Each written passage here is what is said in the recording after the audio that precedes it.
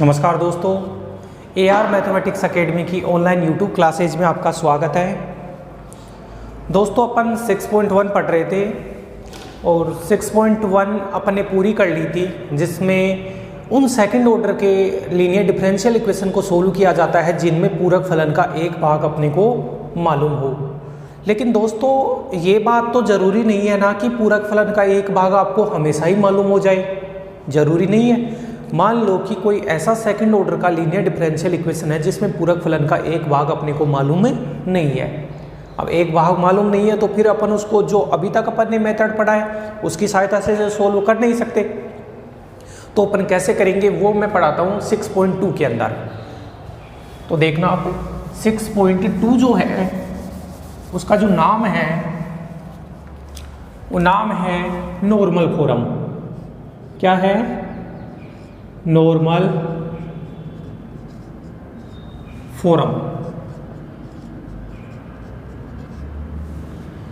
Normal form इसको हिंदी में बोला जाता है सामान्य रूप। क्या बोला जाता है? सामान्य रूप। नॉर्मल फॉर्म बोला जाता है सामान्य रूप, या इसका एक और नाम है, इसको बोला जाता है प्रथम अवकलज को। प्रथम अवकलज, प्रथम अवकलज मतलब फर्स्ट डेरिवेटिव को उठाना,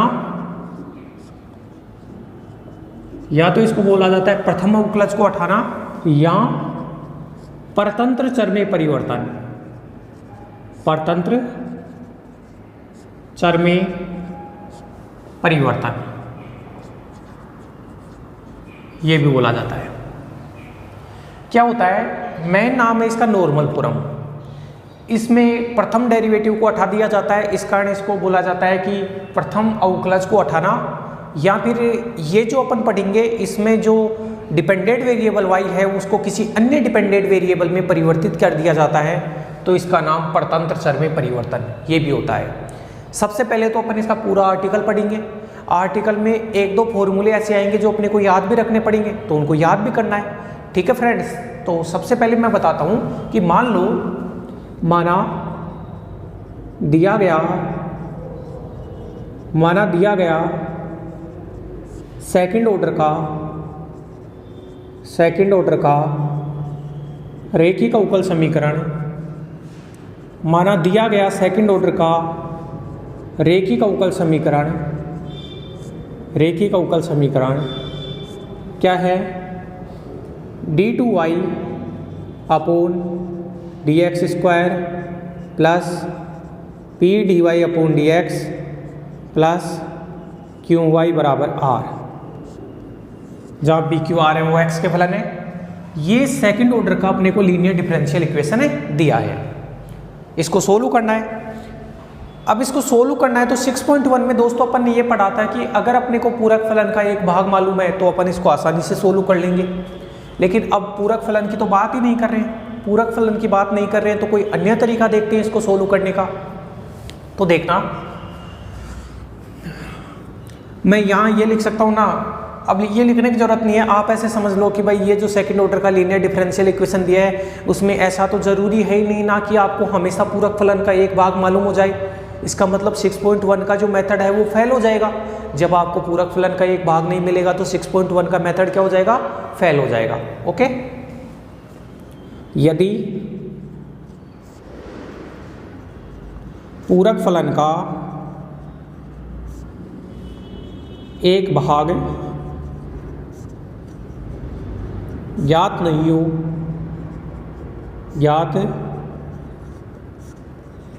हो तब हम इस रैखिक अवकल समीकरण को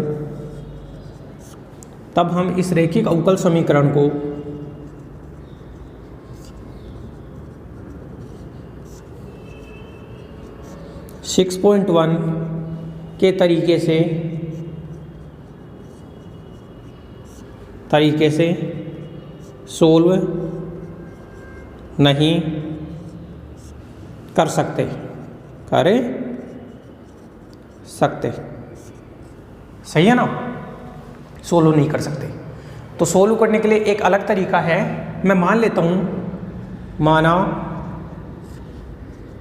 समीकरण 1 का पूर्ण हल बोल दो, या फिर आप क्या बोल दो, व्यापक हल। माना समीकरण 1 का पूर्ण हल y बराबर VU है। ये अब आप ये मत सोचना कि u है वो पूरक फलन का एक भाग है। u भी एक वेरिएबल है और v भी एक वेरिएबल है। बस u वगैरह के बारे में आपको ये नहीं सोचता है कि पूरक फलन का एक भाग है। वह लिख भी देता हूं, यहाँ u पूरक फलन का एक भाग नहीं है। भाई पूरक फलन की तो बात ही नहीं करेंगे अब इस क्वेश्चन में। यहाँ पे बस इतना पता रखना है कि u और v दो वेरिएबल हैं जिनकी वैल्यू अपने को निकालनी है। उन दोनों का जो मल्टीपल होगा वो y बनेगा, और y जनरल सॉल्यूशन है अपने को गिवन डिफरेंशियल इक्वेशन है 1 का। इतना उतारिए दोस्तों, फिर अपन आगे बढ़ते हैं इसमें। ओके, तो y बराबर VU है। आपने इसका जनरल सॉल्यूशन y बराबर VU मान लिया, तो y का मान तो यहाँ रख दोगे, लेकिन dy बाई डी एक्स और d2y अपॉन dx स्क्वायर और चाहिए ना, तो मैं निकालूंगा एक तो dy बाई डी एक्स। देखना y बराबर VU है, v को रोका और u का du बाई डी एक्स, फिर u को रोका v का dv बाई डी एक्स। ये तो है first derivative. Second derivative d2y upon dx square बराबर, देखो इस v को रोका, इसका derivative d2u upon dx square, फिर इसको रोका, इसका derivative dv upon dx du upon dx, plus इस u को रोका, इसका derivative u d2v upon dx square, plus इसको रोका, इसका derivative du upon dx dv upon dx। ये बन गया। अब ये तो सेम है, ये और ये तो सेम है, तो बताओ दोस्तों इसको मैं यहाँ डबल लिख दूँ, इसको तो ये टर्म और ये टर्म सेम है, तो इसको तो मैं हटा देता हूँ और यहाँ कितना कर देता हूँ, डबल। ये डेरिवेटिव आ गए। इन y की value, dy by D X की वैल्यू, इसकी वैल्यू समीकरण नंबर 1 में रखेंगे। इतना उतारिए, फिर अपन समीकरण नंबर 1 के अंदर ये वैल्यूज क्या करेंगे, पुट कर देंगे। चलो तो मैं इसको हटा देता हूं।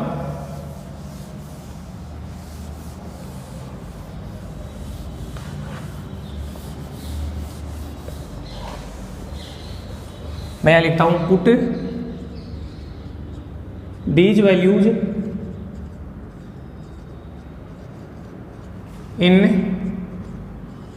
इक्वेशन 1। यहां पुट करना है। d2y अपॉन dx स्क्वायर की जगह तो ये रख दो, पहले इसको लिख लो, कोई दिक्कत नहीं है।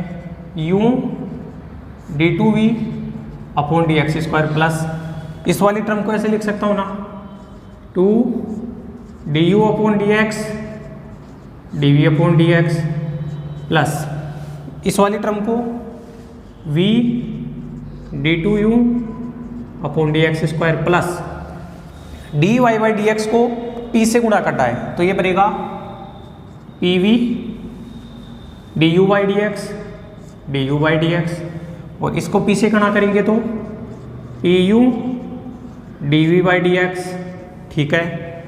और q into Y, q y की जगह कितना माना था, vu बराबर r। अब इसको हटा देता हूँ, सारी वैल्यू पुट हो गई। इसको दे दिया समीकरण नंबर 2। इतना आ गया। अब आप क्या करो कि जो d2v अपॉन dx स्क्वायर है उसकी टर्म्स को तो एक जगह कर लो। कहने का मतलब है यहां से देखो, u d2v upon dx square को तो एक जगह किया, और dv अपॉन dx का गुणांक एक तो ये है 2du अपॉन dx, और यहाँ से dv अपॉन dx का गुणांक कितना है, pu, और dv अपॉन dx। कहने का मतलब ये टर्म भी आ गई और ये टर्म भी आ गई।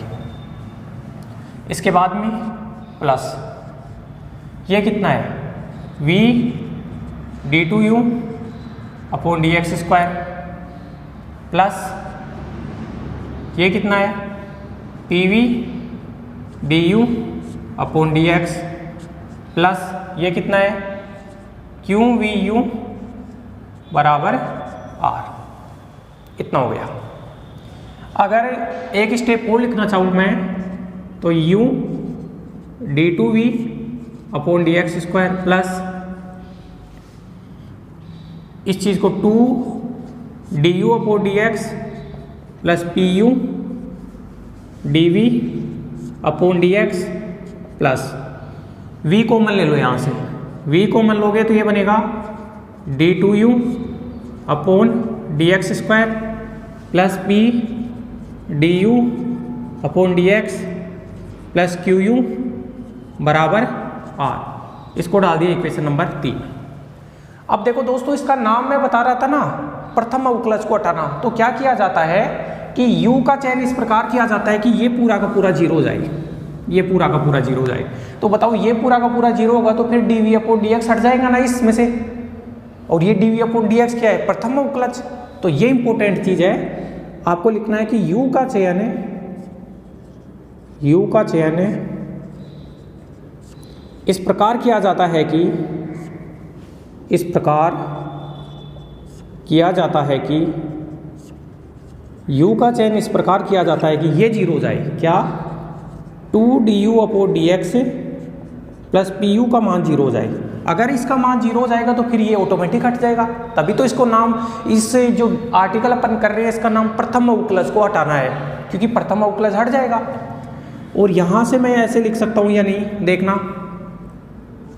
D U upon you plus P upon 2 D x बराबर जीरो। यहाँ u ले आया डी एक्स को यहाँ, तो डी यू अपॉन यू बराबर माइनस का p बाई 2 डी एक्स, और यहाँ से log u बराबर माइनस का 1/2 पी डी एक्स। C1 वगैरह काम में नहीं लेंगे। तो जो u का मान आया वो कितना आया है, log हटाऊंगा तो ये e की पावर में आएगा, तो उसको लिख दिया e X P minus 1/2 integration P D X. बताओ इस चीज़ को ऐसे लिख सकता हूँ भाई, log हटेगा तो ये आएगा। इसको बॉक्स में पैक कर लो, इस रिजल्ट को स्टार बना लो। आपको याद करना है u बराबर ई एक्स पी ई की power minus 1/2 P D x. इतना उतारिए, फिर अपन आगे बढ़ते हैं दोस्तों। u का चयन इस प्रकार किया जाता है कि ये इक्वेशन 4 और इसको डाल दिए इक्वेशन 5। इतना उतारिए। अगर इसमें कोई डाउट है तो आप बताइए, वरना फिर अपन आगे बढ़े। u की वैल्यू को स्टार इसलिए लगाया क्योंकि u याद करना है। अब ये वैल्यू आप यहां रखोगे तो मैं हटाता हूं यहां से,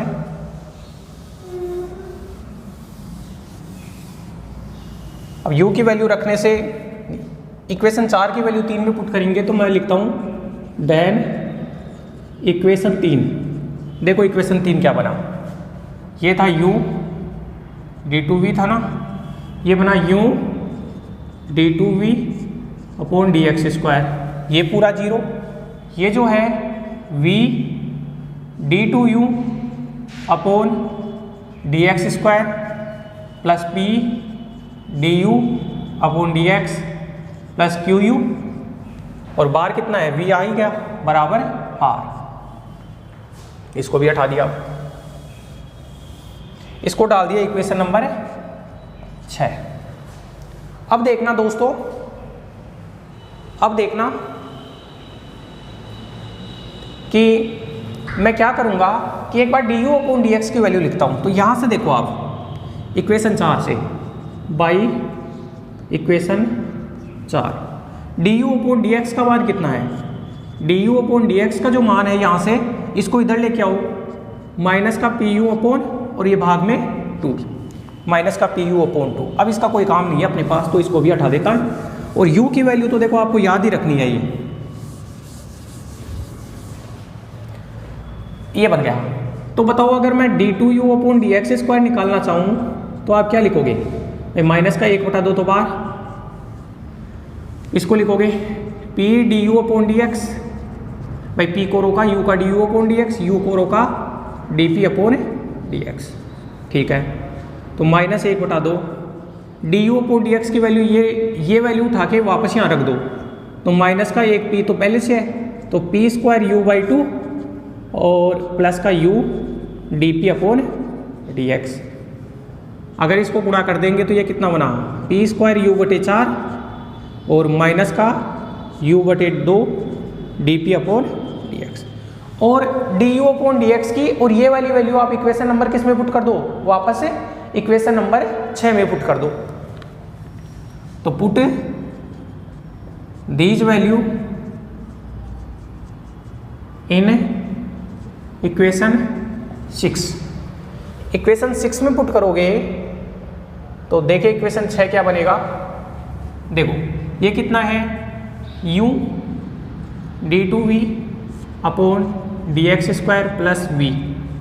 अब देखो इसकी जगह तो ये मान कितना है, बट d2u अपॉन dx² की वैल्यू ये है ना, p²u upon 2 minus u/2 dp upon dx।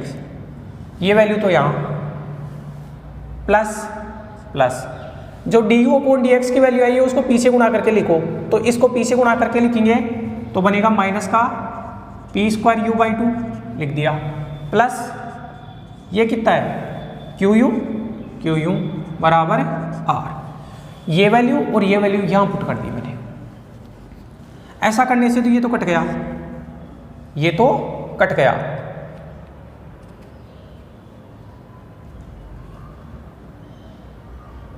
देख लेता हूँ एक बार मैं कहीं मिस्टेक तो नहीं हो गई हो।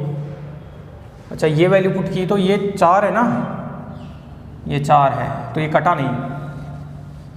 ओके दोस्तों ये कटा नहीं है। आप 1/4 में से 1/2 घटाओगे तो माइनस का 1/4 बचेगा ना, तो ये बना u d2v अपॉन dx²। ये कैंसिल नहीं हुई है, ध्यान रखना, ये वैल्यू और ये वैल्यू कैंसिल नहीं हुई है,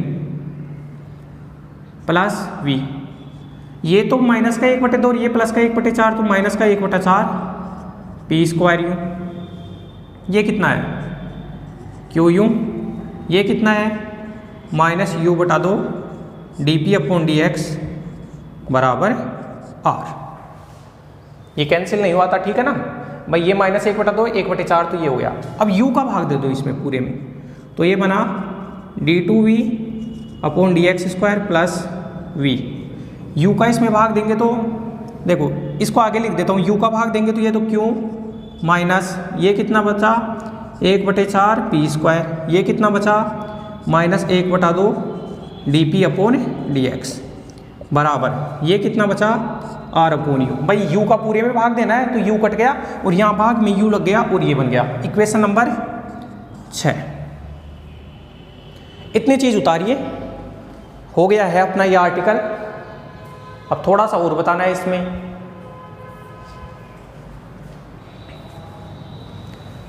अब मैं थोड़ा इधर से रिमूव कर देता हूं। आप देखना समीकरण नंबर 6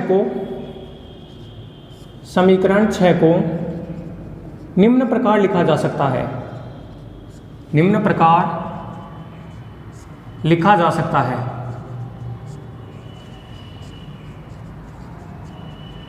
कैसे लिखा जा सकता है देखना, इसको दोस्तों ऐसे लिख सकता हूं या नहीं, d2v अपॉन dx² प्लस इस पूरे को i मान लो, क्या मान लो i, प्लस i.v बराबर s। समीकरण 6 को इस प्रकार लिखा जाता है और इसको साथ दे दिया। वे यार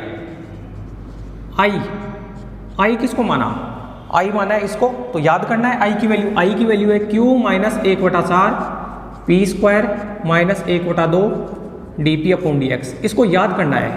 और s का मान कितना है, s का मान है r अपॉन u, इसको भी याद करना है। इसको s नाम दिया है ना, देखो तो s का मान कितना है r अपॉन u, और u की वैल्यू अभी मैंने बताया था exp माइनस 1/2 इंटीग्रेशन pdx। ये अगर ये सारी वैल्यू याद है तो इनको यहाँ पुट कर दो और आसानी से इक्वेशन नंबर 7 को सोल्व कर लेंगे। मैं ये बोलूँगा समीकरण 7 समीकरण 7 में यदि i का मान समीकरण 7 में यदि i का मान अचर मतलब कांस्टेंट या 1/x² के समानुपाती होता है, 1/x² के समानुपाती होता है तो समीकरण 7 का हल आसानी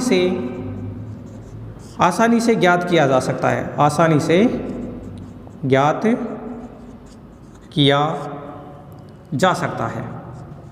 कैसे? देखो दोस्तों, अगर मान लो i का मान अचर हो जाए तो फिर ये तीसरे चैप्टर का क्वेश्चन बन जाएगा, उसके तरीके से सोल्व कर लेंगे। यदि i का मान 1/x² हो जाए, अगर i का मान 1/x² हो जाए तो x² को या गुणा में भेज दूंगा तो बताओ ये चैप्टर 4 का क्वेश्चन बना या नहीं बना? समघात हो गया ना, क्योंकि ये सेकंड डेरिवेटिव है। तो अगर i का मान है वो अचर हो जाए, या तो i का मान है वो कांस्टेंट हो जाए, या फिर i का मान अगर 1/x² के समानुपाती है, अगर अचर होगा तो ये जो क्वेश्चन है वो चैप्टर नंबर 3 का बनेगा। चैप्टर नंबर 3 की सहायता से मैं v का मान निकालूंगा। और अगर ये 1/x² के समानुपाती होता है i का मान, तो x² यहाँ गुणा में आ जाएगा और ये चैप्टर नंबर 4 का क्वेश्चन बन जाएगा। समघात के तरीके से मैं v का मान ज्ञात कर लूंगा। इतना हटा देता हूं, तो समीकरण 7 से किसका मान मिल जाएगा? समीकरण 7 से v का मान ज्ञात करेंगे। समीकरण 7 से v का मान ज्ञात करेंगे। देन कंप्लीट सॉल्यूशन जो होगा वो y बराबर कितना हो जाएगा? v into you. तो v का मान तो यहाँ से आ गया, v का मान तो यहाँ से निकाल लेंगे, और u का मान ये रहा। ओके फ्रेंड्स, तो इस प्रकार से यह आर्टिकल था जिसके अंदर अपन ने u को पूरक फलन का एक भाग नहीं माना था, y बराबर वी यू कंप्लीट सॉल्यूशन माना था, और अपन ने ये पूरा आर्टिकल किया है। आर्टिकल तो समझना है ही। अब आपको जब ये क्वेश्चन आएगा तो उसको करना कैसे है? आपको क्वेश्चन करने के लिए एक तो ये याद रखना है, देखो मैं क्वेश्चन आएगा ना तो उसको स्टैंडर्ड फॉर्मेट में लिख दूंगा। स्टैंडर्ड फॉर्मेट में लिख के एक तो u का मान निकाल लूंगा, u का मान निकाल सकता हूँ ना, इंटीग्रेशन -1/2 pdx करके। ये फॉर्मूला याद करना है, बिल्कुल याद करना है इसको। i बराबर होता है q -1/4 p² -1/2 dp/dx, याद करना है।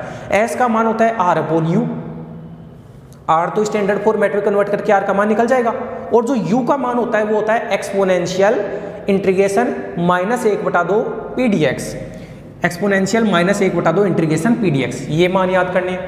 और d2v/dx² plus i dot v बराबर s, ये करना है, इसको सोल्व करना है। यहाँ से v का मान निकालना है, u का मान यहाँ से आ जाएगा, और कंप्लीट सॉल्यूशन अपना कितना बन जाएगा? vu। बताओ, इसमें पूरक फलन का एक भाग याद करने की जरूरत ही नहीं पड़ी। और प्रथम अवकलज को इसलिए बोलते हैं प्रथम अवकलज को हटाना, क्योंकि प्रथम अवकलज का जब अपन ने आर्टिकल निकाला था तो कोफिशिएंट को 0 बनाया था। और परतंत्र चर में इसलिए परिवर्तन बोलते हैं क्योंकि जो सेकंड ऑर्डर का डिफरेंशियल इक्वेशन था जिसमें परतंत्र चर y था, वो किस परतंत्र चर में? यहाँ v परतंत्र चर में चेंज हो गया वो सेकंड ऑर्डर में। तो परतंत्र चर में परिवर्तन बोल दो या प्रथम अवकलज को हटाना बोल दो। Important, very very very important चीज ये है कि ये याद करना है, d2v/dx² plus i dot v बराबर s याद करना है, i का मान याद करना है, q -1/4 p² -1/2 dp/dx करना है, s का मान होता है r/u, और u का मान होता है एक्सपोनेंशियल -1/2 इंटीग्रेशन pdx। बस सारा क्वेश्चन हो गया। ये चीजें तो अपने को ये वाली चीज, ये वाला और ये वाला, ये चीजें याद करनी है।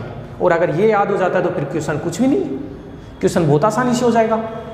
इस क्वेश्चन 7 पे ये जो इक्वेशन 7 बना है ये v के अंदर सेकंड ऑर्डर का है। अब सेकंड ऑर्डर के अगर i का मान अचर हो जाए तो ये अचर गुणांकों वाला रेखीय अवकल समीकरण बन जाएगा, जिसको अपन ने चैप्टर नंबर 3 में सोल्व करना सीखा था। और अगर i का मान 1/x² के समानुपाती हो जाए तो ये समघात रेखीय अवकल समीकरण बन जाएगा, जिसको अपन ने सोल्व करना चैप्टर नंबर 4 में सीखा था। इस प्रकार दोस्तों ये आर्टिकल है, इसको अपनी बुक में नोट करना और इनको 3-4 बार लिख के याद करना है। प्रत्येक क्वेश्चन में इनको डायरेक्ट वैल्यू आएगी इसकी, तो लिख भी रखा है कि भाई विद्यार्थियों को ये सलाह दी जाती है कि वो इसको याद करे, d2v/dx² plus i dot v बराबर s, वेयर i बराबर q -1/4 p² -1/2 dp/ds, s बराबर dp/dx, s बराबर होता है r/u और u का मान होता है -1/2 एक्सपोनेंशियल -1/2 इंटीग्रेशन p dx। ये सारी वैल्यू आपको याद करनी है। फिर अपने जो भी नेक्स्ट लेक्चर अपना होगा उसके अंदर मैं आपको दोस्तों इसके क्वेश्चंस के ऊपर प्रैक्टिस करवाऊंगा। तो अगर आपको समझ में आया है सब कुछ तो वीडियो को लाइक करें, चैनल को अगर अभी तक आपने सब्सक्राइब नहीं किया तो सब्सक्राइब करें। ठीक है दोस्तों, धन्यवाद।